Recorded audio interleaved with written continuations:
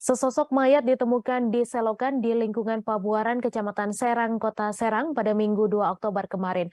Mayat itu ditemukan bersama dengan kendaraan roda 2 warna hitam bernomor polisi A3523HG.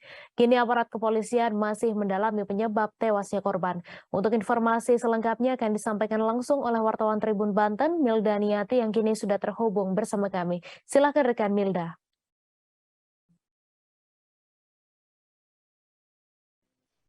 Ya, kami dapat melaporkan bahwa kemarin pada hari Minggu tanggal 2 Oktober tahun 2022 ditemukan seorang mayat pria di selokan bersama dengan kendaraan roda 2 bernomor polisi A3523HG di selokan di sekitar lingkungan Kelurahan Pabuaran, Kecamatan Serang, Kota Serang.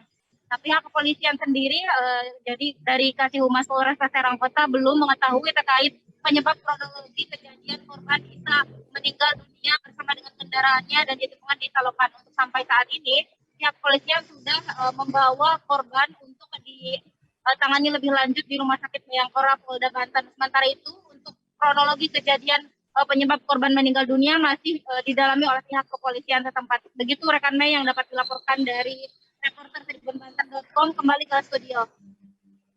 Terima kasih rekan Milda atas laporan Anda. Selamat bertugas kembali.